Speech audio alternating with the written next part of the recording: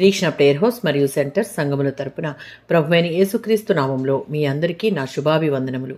ఈరోజు దేవుని వాగ్దానం మొదటి సమూయేలు గ్రంథము 2వ అధ్యాయం 9వ వచనం. తన భక్తుల ప్రాణము తొట్టిల్లకుండా ఆయన వారిని కాపాడును. తన యందు భయభక్తులతో జీవించే వారి ఎడల దేవుడు కలిగి ఉన్న ప్రత్యేకమైన శ్రద్ధను ఈ వచనంలో మనం చూడవచ్చు. వారి ప్రాణము అడుగులు తొట్టిల్లకుండా వారిని కాపాడి రక్షిస్తాడు. 37వ సంకీర్తన 23-24 చరణాలలో యెహోవా ఏ మనిషి నడతను రూపొందిస్తాడో ఆ మనిషి మార్గం ఆయనకు ఎంతో ఇష్టం.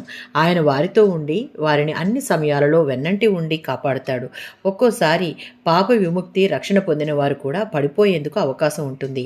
అలా పడిపోయినప్పుడు కూడా మనలను అమితంగా ప్రేమించే మన తండ్రి వారిని విడిచిపెట్టక చేయి పట్టుకుని నిలబెట్టుటకు సిద్ధంగా ఉంటాడు. కనుక వారు పడిపోయే అవకాశం ఉండదు.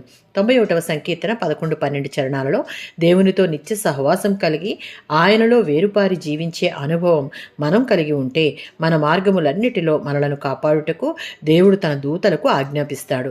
దేవుని ఆజ్ఞ చొప్పున దూతలు దేవుని ప్రియమైన బిడ్డల పాదాలకు రాయి తగులకుండా తొట్టిల్లకుండా తమ చేతులతో ఎత్తుపట్టుకుంటారు. అనగా చిన్న రాయి వంటి ఆటంకాల నుంచి కూడా కాపాడగలరు అని.